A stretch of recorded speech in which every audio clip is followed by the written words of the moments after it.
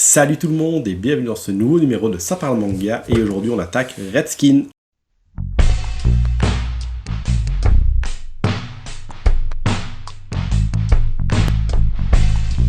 Red Skin, c'est donc un manga qui est édité par Les Bulles dans l'Océan, c'est assez indé et c'est fait par un Français originaire de l'île de la Réunion, Stark, qui est professeur sur l'île de la Réunion et il s'inspire principalement de l'île et des mangas de son enfance pour créer le manga Red Skin.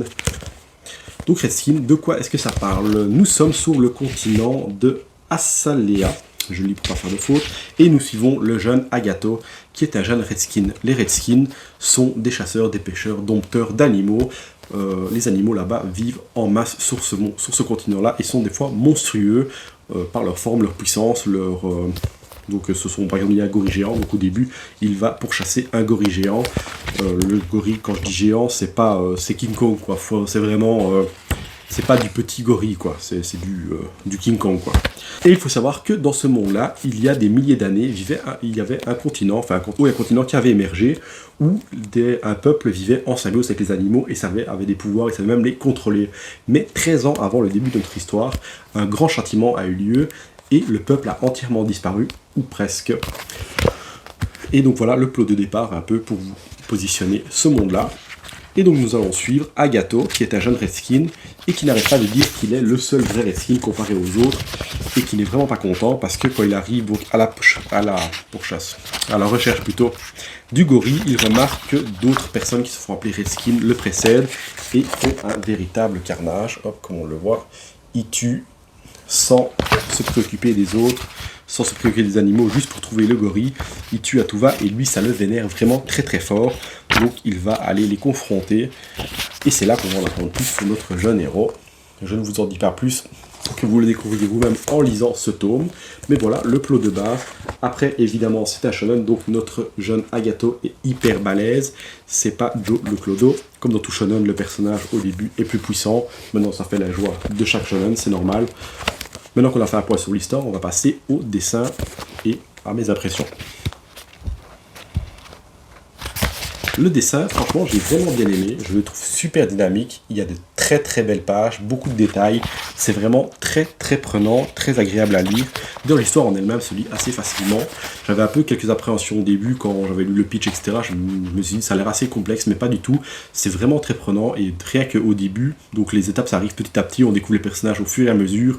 Le lore est exploré petit à petit. Il n'y a pas trop de pression, pas trop d'infos d'un coup, etc. Donc ça, c'est très cool. Et puis, c'est très dynamique. Bon, regardez, quelque part, je vous montre ça. Il y a vraiment une belle dynamique dans les combats, dans le dessin, les enchaînements, les pages, tout s'enchaîne très très bien. Et je trouve ça très très cool, franchement.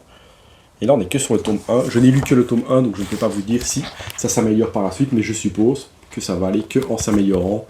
Et j'ai vraiment passé un bon moment en lisant ce manga. Je vous montre toutes les pages. Regardez, on a des belles pleines pages. Franchement, c'est vraiment très très cool. J'ai vraiment bien aimé. Donc le dessin, au niveau du dessin, c'est vraiment un très très bon travail. On rentre vraiment dans l'histoire grâce à ça, plus le scénario, etc. C'est vraiment bien amené. Et donc mes impressions, forcément vous aurez compris, j'ai bien aimé ce tome 1. J'ai trouvé ça très chouette à lire, ça change un peu. On est dans un shonen, donc certes assez classique, humour, action, aventure, du mystère.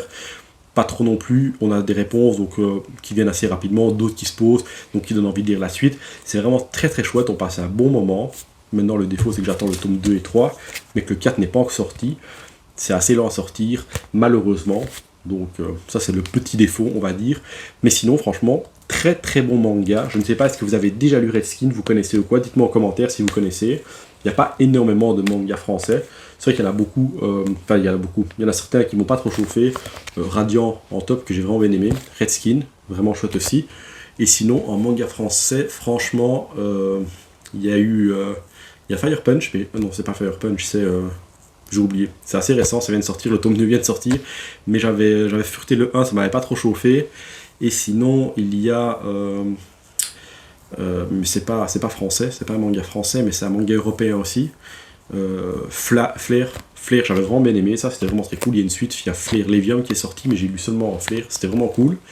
mais c'est pas français, c'est italien, je crois, si je dis pas de bêtises. Enfin, bref, revenons à Reskin, tout ça pour dire que voilà, il n'y en a pas énormément des mangas français, mais je trouve ça cool quand on peut trouver des petites pépines dignes du Japon, qui émergent comme ça. C'est vrai que Radiant a percé au Japon, maintenant pourquoi pas Redskin un jour percera, parce que franchement, au niveau du dessin, on est top, au niveau de l'histoire, on est top aussi, c'est prenant, à voir comment ça évoluer, mais c'est vraiment très très bien, tous les points forts y sont, donc vraiment une très très belle découverte. Dites-moi en commentaire si vous connaissez Reskin, si vous aimez ou pas, on ne sait jamais. Et si vous avez d'autres mangas, d'autres très bons mangas méconnus à conseiller, dites-moi tout ça en commentaire.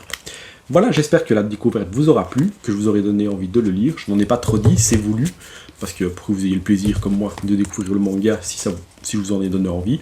Et dites-moi en commentaire, donc, si vous avez déjà lu ou si vous comptez le faire. Merci à tous et à bientôt!